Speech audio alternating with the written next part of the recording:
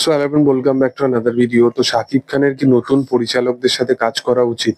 দেখো, আজকের দিনে দাঁড়িয়ে শাকিব খানের যে প্রিভিয়াস রিলিজ বরবাদ, সেই সিনেমাটা নিয়ে বারংবার চর্চা করা হয়, বাট এই মানুষটার যে কতটা কি ভরসা আহ, মানে ইন্ডাস্ট্রির কিছু কিছু মানুষের প্রতি, সেটা তা তোমাদেরকে বুঝতে হবে। আজকে লোকে বলে যে শাকিব খান তাণ্ডব সিনেমাটা যখন এলো, তাণ্ডব সিনেমাতে আফরান নিশো, সিয়াম আহমেদ এদের ক্যামিও শুনে সে নাকি মানে রাগারাগি করে। তারপরে সে সিদ্ধান্ত নেয় যে সে সিনেমাটা থেকে বেরিয়ে যাবে, তাকে না জানিয়ে নাকি ক্যামিও করানো হয়। আমি একটা কথা বলে রাখছি, যে তাণ্ডবের মেন ফেস ছিল হচ্ছে শাকিব খান নিজে।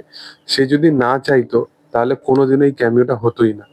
ঠিক আছে, যতটা মানে ঘটেছে তার থেকে বেশি রটেছে, এটাই হচ্ছে ব্যাপার। এবং শাকিব খানের বরাবর যে ইন্টেনশনটা, যে নতুন ফেসদের সাথে কাজ করা, এই ইন্টেনশনটা কিন্তু তার বরবাদের ক্ষেত্রে আমরা দেখতে পেয়েছি। মেহেদী হাসান হৃদয়কে কতজন চিনতো, মেহেদী হাসান হৃদয়ের কাজ কতজনই বা দেখেছে বাংলাদেশে, এবং রিয়েল এনার্জি প্রোডাকশনের নাম কতজনই বা জানে। বাট তারা যে কনভিনসিং এর সাথে শাকিব খানকে স্টোরিটা শুনিয়েছে, শাকিব খান কিন্তু এরকম দেখে বিচার করেনি যে নতুন পরিচালক বা নতুন প্রডিউসার। শাকিব খান তার গল্প শোনে এবং গল্প শোনার পর সে নিজে বলে যে তোমার কাছে যদি প্রডিউসার না থাকে, আমি নিজে প্রডিউস করবো এই সিনেমাটা। আমার এই সিনেমাটা এতটাই পছন্দ হয়েছে, আমি নিজে এই স্টোরিটা শুনে আমার পছন্দ হয়েছে, আমি নিজে প্রডিউস করবো। তখন মেহেদী হাসান বলে যে আমার প্রডিউসার সমস্ত কিছু আছে। তো এইটার ভিত্তিতে তাদের কাজ শুরু হয়। তো ভাবো যে একটা ইন্ডাস্ট্রির এত বড় একজন সুপারস্টার, যে একবারও পরোয়া করে না, সে কিন্তু চ্যালেঞ্জেস রোল বা এরকম কাইন্ড অফ রোল গুলো করার জন্য কিন্তু সবসময় রেডি থাকে।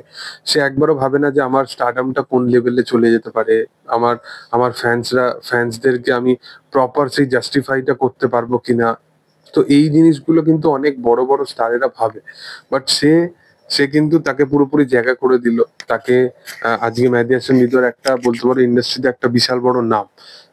একটা সিনেমা তার যেটা কালেকশন করে দেখিয়েছে, বাংলাদেশের কোনো সিনেমা সেই যে জায়গায় টাচই করতে পারেন। তো সেই হচ্ছে ব্যাপার। এবং আগামী দিনেও তার সাথে, এবং সত্যি কথা বলতে ভিজুয়ালি মেহেদী হাসান হৃদয়ের ভিজুয়াল দারুণ। এবং মেহেদী হাসান হৃদয় আগামী দিনেও কিন্তু শাকিব খানের সাথে অনেকগুলো প্রজেক্টেই অ্যাসোসিয়েট হতে চলেছে।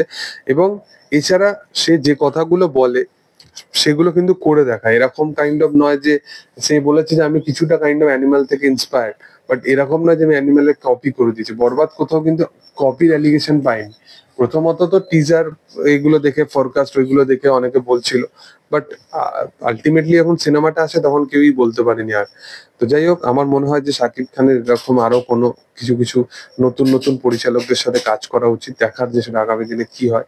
তবে তোমাদের কি বক্তব্য এই বিষয়টা নিয়ে, সেটা তোমরা অবশ্যই কমেন্টে জানিও। ভিডিও ভালো লাগলে অবশ্যই লাইক করো, শেয়ার করো, সাবস্ক্রাইব করো চ্যানেলটাকে, পাশে থাকা বেল আইকনটা অবশ্যই প্রেস করে দিও। Thank you all, by.